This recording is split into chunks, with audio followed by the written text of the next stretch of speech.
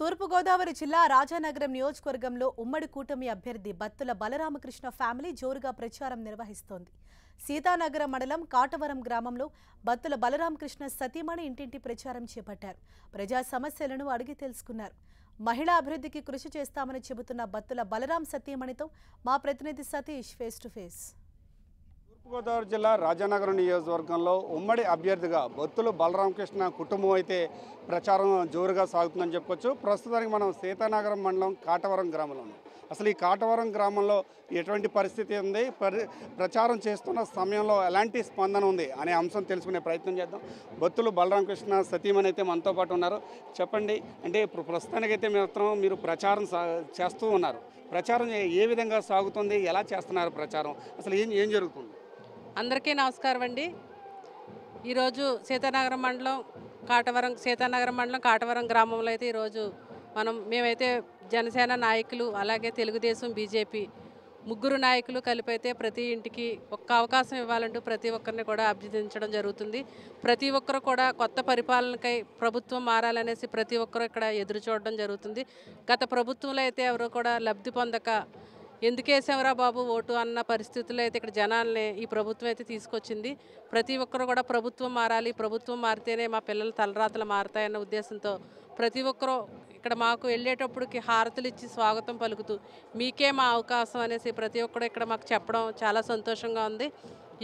ఈ కార్యక్రమంలో అయితే మేము మధ్యాహ్నం 3 గంటల నుంచి ఇక్కడైతే తిరగడం జరుగుతుంది. మీరు ఒకసారి 4 గంటల కనుక వచ్చుంటే జనాన్ని ఒకసారి చూద్దరు. అంటే ప్రస్తుతం మీరు ప్రచారం ఇంటింటికి చేస్తున్నారు. ఇంటింటికి ప్రతి ఒక్కరూ కూడా మీతో వాళ్ళు పడుతున్న బాధ కావచ్చు, లేకపోతే వాళ్ళ ఆవేదన కావచ్చు మీతో పంచుకున్నారు. ప్రస్తుతం మేము ఇప్పుడే ఒక ఇంటి దగ్గర మీరు ఒక బిడ్డతో, అంటే ఒక బిడ్డ ఉన్న తల్లితో మాట్లాడుతున్నారు. ఏం మాట్లాడారు, అసలు ఎలా జరిగింది, ఆవిడ బాధ ఏం చెప్తుంది మీతో? ఆ బాబుకైతే రోజు 8,000 పెట్టి ఇంజక్షన్ అయితే చేయాలట. నెలకు వచ్చేసరికి వాళ్ళకి 50,000 ఖర్చు అవుతుంది. మేమైతే మాకు ఏ పూటకు ఆ పూట గడవడమే కష్టంగా ఉంది. 50,000 వైద్యమే మేము ఎలా చేయించుకోవడం అనేసి అక్కడ భార్యాభర్తలు అయితే మాకు చెప్పడం జరిగింది.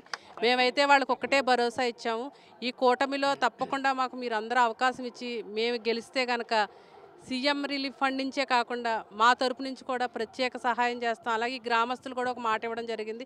ఆ కుటుంబానికైతే మేము పెద్దలందరం కలిపి కూడా మీకు సహాయం చేస్తామనేసి వాళ్ళకి అంత ధైర్యం చెప్పడం నాకు కూడా చాలా సంతోషంగా ఉంది.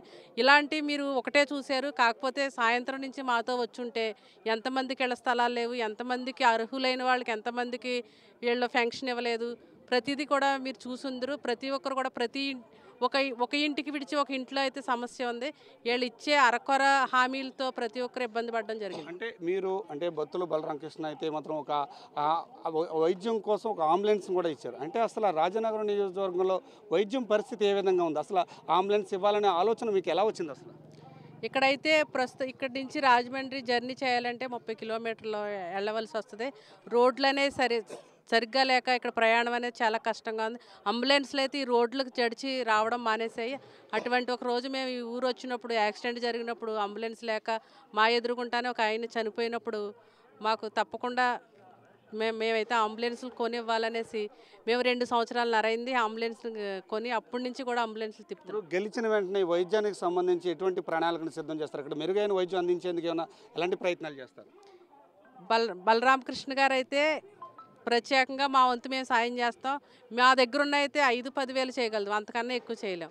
అదే ప్రభుత్వం తోడుందనుకోండి, మనం ఎంతన్నా సీఎం రిలీఫ్ ఫండ్ నుంచి అవ్వచ్చు, గవర్నమెంట్ నుంచి ఆరోగ్యశ్రీ నుంచి అవ్వచ్చు, దేనికైనా సరే ప్రభుత్వం అనేది మనకు తోడుగా ఉంటే ఎంత సాధ్యమైతే అంత ఒక మనిషికి ఎంత అయితే ఇప్పించగలమో అంత మా కృషితో, అదే ప్రభుత్వ పనితీరుతో తప్పకుండా వాళ్ళకి సహాయం అయితే మేము చేయడానికి రెడీగా ఉన్నాం. అంటే ఇప్పుడు వ్యవసాయాన్ని కుటుంబ సమేతంగా చేయడం మనకి పూర్వం నుంచి కూడా ఆనవాయితీ. ఆ వ్యవసాయాన్ని కూడా రాజకీయం కూడా కుటుంబ సమేతంగా వ్యవసాయం ఏ విధంగా చేస్తున్నారు అదే విధంగా చేయాలని ఒక నినాదాన్ని అయితే బత్తులు తీసుకొచ్చారు.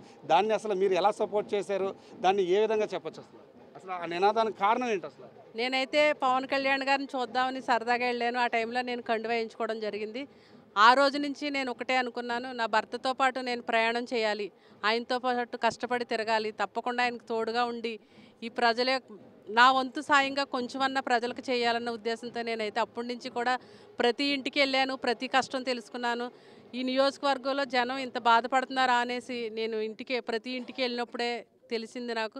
ప్రతి ఒక్కరికి నాకు తగిన సాయం నేను చేయాలన్న నిర్ణయంతో నేను తిరిగాను, బలరామకృష్ణ గారు తిరిగారు. అదేవిధంగా మా పిల్లలిద్దరూ, మా అల్లుడు, ప్రతి ఒక్కరం కూడా ఈరోజు తిరిగాము. అదేవిధంగా ఈ నియోజకవర్గంలో ప్రతి ఒక్కరికి తెలుసు. నాకు 2 సంవత్సరాల కిందటే ఇక్కడ గ్రామస్తులు అవ్వచ్చు, ఈ నియోజకవర్గంలో వాళ్ళు అవ్వచ్చు, తప్పకుండా మీకు మేము సాయం చేస్తామమ్మా, టికెట్ తెచ్చుకోండి అని మాట ఇచ్చారు మాకు. అదేవిధంగా చంద్రబాబు నాయుడు గారు, పవన్ కళ్యాణ్ గారు కూడా మాకు టికెట్ ఇవ్వడం జరిగింది. ఆ రోజు ఏదైతే మాట ఇచ్చారో అదే క్యాడర్ ఈరోజు నాతో నడవడం కూడా జరుగుతుంది. అంటే జనసేన పార్టీలో మహిళలకు ఒక వీర మహిళగా ఒక గుర్తింపు ఉంది.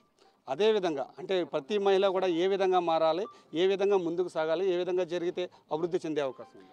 ఇక్కడ మహిళలైతే పిల్లలకు మంచి మంచి భవిష్యత్తు ఉండాలి, వాళ్ళకి మంచి ఉద్యోగాలు రావాలి అనేసి ప్రతి మహిళ కోరుకుంటుంది. ఇక్కడైతే ప్రతి ఒక్కరు కూడా కూలికెళ్ళి పిల్లల్ని చదివించుకోవడం జరిగింది. ఇప్పుడు కూలికెళ్ళి పిల్లలు పెద్ద పెద్ద చదువులు చదివించుకుని మళ్ళీ అదే కూలికి ఆ పిల్లల్ని పంపించడం ఇక్కడ తల్లిదండ్రులకి చాలా బాధగా ఉంది. ఆడవాళ్ళకి ఎప్పుడు కూడా వాళ్ళ పిల్లలు బాగుండాలి, మా పిల్లలు పెద్ద పెద్ద ఉద్యోగాలు చేయాలని ఆశతో ఉంటారు. ఇక్కడ మేమైతే ఈ ప్రభుత్వంలో అయితే ఎవరికి ఉద్యోగ అవకాశాలు అనేదే లేదు. ఎక్కడో పెద్ద పెద్ద చదువులు చదివి అరాకొర 15,000 10,000కి చేయడం జరుగుతుంది. ప్రతి ఒక్కరు పిల్లలకైతే ఉద్యోగాలు ఇప్పించండి అనేసి ప్రతి ఒక్కరు అడుగుతున్నారు. అదే కాకుండా నిత్యావసర వస్తువులు కూడా చాలా విపరీతంగా పెరిగిపోయాయి. ఏది కొందామన్నా చాలా కష్టంగా ఉంటుంది. ఇంత క్రితం ఒక పెద్ద ఆయన చెప్పారు నాతోటి, ఇంత క్రితం అమ్మ జేబీలో డబ్బులు పట్టుకెళ్తే సంచితో సామాన్లు తెచ్చుకునేవాళ్ళం, ఇప్పుడు సంచితో డబ్బులు పట్టుకెళ్తే జేబీతో సామాన్లు తెచ్చుకునే పరిస్థితికి వచ్చామని ఒక పెద్ద ఆయన నాకు మొన్న చెప్పడం జరిగింది. అదేవిధంగా ప్రతి ఒక్కరు కూడా ఓటుతో సమాధానం చెప్దామనేసి అందరూ మహిళలు రెడీగా ఉన్నారు.